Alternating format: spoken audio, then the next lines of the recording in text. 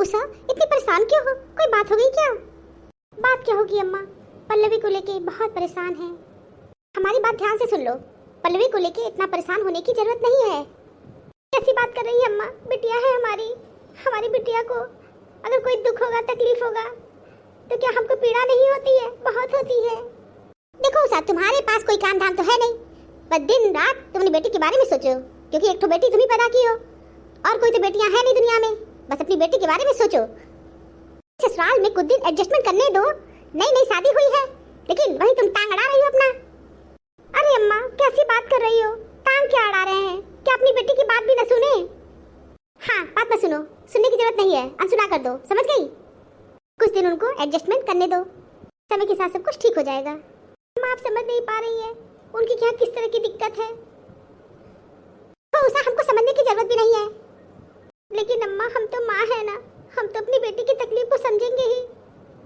तो समझो, तुम्हारा दिमाग खराब हो गया है।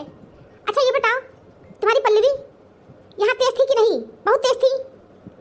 अरे पल्लवी ईंट का जवाब पत्थर से देती थी, चुप नहीं रहती थी।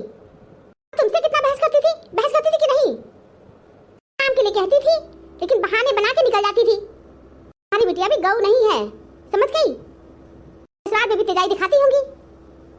एक ही बात कहेंगे, शांति से ससुराल में कुछ दिन रहने दो। पल्लवी की सास का फोन आया हुआ है। खूसा सोच समझ के बात करना, संभल के बात करना, रिश्ते को बचाने की कोशिश करो, समझ गई? शादी विवाह मजाक नहीं होता है। शादी विवाह गुड्डो गुड़ियों का खेल नहीं है, तमाशा मत बनाओ, समझ गई? मोबाइल का स्पीकर तेज कर दो, हम भी सुने, देखिए क्या बात कर रही हैं। बहन जी नमस्ते। नमस्ते बहन जी। ये बताइए बहन जी, अपनी बिटिया को मेरे घर भेजेंगी या अपने घर ही रखने का इरादा है? उषा कह दो कि नहीं, आपके घर बिटिया को जरूर भेजेंगे। हाँ बहन जी, क्यों नहीं बिटिया जाएगी आपके घर? आप अब की भेजिएगा तो तमीज सिखा दीजिएगा, समझ गई आप? एक नंबर की बदतमीज है आपकी लड़की। ऐसी कौन सी गलती करती बहन जी मेरी बेटी? पति पत्नी में किसी बात पे बहस हो रहा था और आपकी बेटी कुछ ज्यादा ही बोलती है। मेरा बेटा हाथ उठाने लगा, आपकी बेटी हाथ पकड़ ली। मैं बोली इस तरह बदतमीजी तुम क्यों कर रही हो? अपने पति के ऊपर हाथ उठाओगी? आपकी बिटिया बोल रही है यह बदतमीजी तो मुझे पहले ही कर लेनी चाहिए थी। फिर आपकी बिटिया फिल्मी डायलॉग बोल रही है, मैं भी इंसान हूँ, मेरा भी दिल है, मेरे भी जज्बात हैं। बहन जी जिंदगी फिल्मी डायलॉग से नहीं चलती है, समझ गई? अपनी बिटिया को तमीज नहीं सिखाई है कि पति की इज्जत करनी चाहिए, बड़ों से किस तरह बात करना चाहिए। मैं आपकी बेटी से बस यही बोली कि तुम्हारी बात तुम्हें तमीज नहीं सिखाई है, तो तुम्हारी बेटी मुझे पलट के कह रही है काश आपने भी अपनी बेटे को तमीज सिखाई होती। आपकी बेटी को बड़ों से बात करने का तमीज नहीं है। पता है बहन जी, आपका बेटा कुछ ज्यादा ही बोल दिया हो। बहन जी मेरी बेटी बहुत पढ़ी लिखी है, बहुत समझदार है। आपकी बेटी को व्यवहारिक ज्ञान नहीं है, पढ़ाई लिखाई से कुछ नहीं होता है। और कैसी बात कर रही बहन जी, आपकी बेटी समझदार बिल्कुल भी समझदार नहीं है। बताइए बहन जी किस दिन आए आपकी बेटी को लेने? ठीक है बहन जी, आपको हम फोन करके बता देंगे। भी बता दीजिए कौन सी दिक्कत आ रही है आपको। पूछा कह दो कल आ जाए, कल भेज दो अपनी बेटी को। ठीक है बहन जी, कल आइए आप लोग लेने, मैं विदा कर दूंगी। हाँ ठीक है, कल आएंगे लेने, अपनी बेटी को तमीज सिखा दीजिएगा। नमस्ते बहन जी। नमस्ते। उषा अपनी दशा क्या बना ली तुम? कल बिटिया जाएगी, तुम आज ही से अपना दशा बिगाड़ के बैठ गई। नहीं अम्मा, हम इस बात से उदास नहीं है कि पल्लवी कल अपने ससुराल जाएंगी। पल्लवी के पापा विदाई नहीं करेंगे, वो बहुत गुस्सा होंगे। हम यही सोच सोच के परेशान हैं। परेशान मत हो, विजय शंकर से बात कर लेंगे, ठीक है? विजय शंकर हमारी बात जरूर सुनेंगे, तुम परेशान मत हो। ठीक है अम्मा। देख तुम्हारी बिटिया क्या पोशाक पहन के आई है? कहीं से भी ये नहीं लग रहा है कि शादीशुदा है। न बिंदी लगाई है न चूड़ी पहनी है। दादी माँ मैं बिंदी नहीं लगाई हूँ और चूड़ी नहीं पहनी हूँ, तो आपको क्या प्रॉब्लम है? मानो या ना मानो उषा, सारी कमी तुम्हारी बिटिया में है, सारी कमी। ससुराल के लोग बहुत अच्छे हैं, बस अपनी बिटिया को ससुराल विदा कर दो। दादी माँ आप कुछ ज्यादा ही बोल रही हो। आपको कुछ नहीं पता दादी माँ कि मेरे पर क्या बीत रहा है। बिटिया तुम्हारे पर कुछ बीत नहीं रहा है, सब कुछ अच्छा हो रहा है। तुम इसी तरह अपने ससुराल में भी जवाब देती होगी। सारी कमी तुम्हारे अंदर है। मम्मी प्लीज तुम दादी माँ को समझा दो, दादी माँ कुछ ज्यादा ही बोल रही है, हमको अच्छा नहीं लग रहा है। अब तो बड़ों का कोई इज्जत ही नहीं रह गया। अगर बड़े कुछ छोटों को समझाते हैं उनके भले के लिए, नहीं सुनना है, अपने मन का करेंगे और अपने मन का भुगतोगे आगे चल के। पापा मैं अपने ससुराल नहीं जाऊंगी। पापा मेरे पति मेरे पर हाथ उठाने की कोशिश किए थे और मैं उसका विरोध की थी। मेरी सास भी हमको बहुत कुछ बुरा भला कही है। प्लीज पापा मुझे यही रहने दो, मैं अपने ससुराल नहीं जाऊंगी। पापा मेरे पति मर्द नहीं है, औरत के ऊपर हाथ उठाने वाले मर्द को नामर्द कहते हैं। पापा मैं हर वक्त ताने नहीं सुन सकती हूँ। पापा मेरी सास भी अपने बेटे को कोई तमीज नहीं सिखाई है। मैं उनसे बोली क्या कोई अपनी बीवी से इस तरह पेश आता है, तो मेरी सास बोली मेरा बेटा ठीक कर रहा है। बोली तुम अपने पति की इज्जत नहीं करती हो, पति देवता होते हैं, परमेश्वर होते हैं। पापा मैं नहीं मानती कि पति देवता होते हैं, परमेश्वर होते हैं। मेरे पति राक्षस हैं। मैं आ गई हूँ आपकी बेटी को लेने। पापा प्लीज मैं ससुराल नहीं जाऊंगी। पापा प्लीज। पापा अगर आप मुझे ससुराल भेजे तो मैं सुसाइड कर लूंगी। पक्का पापा मैं सुसाइड कर लूंगी। पापा मैं उस घर में नहीं जाना चाहती हूँ।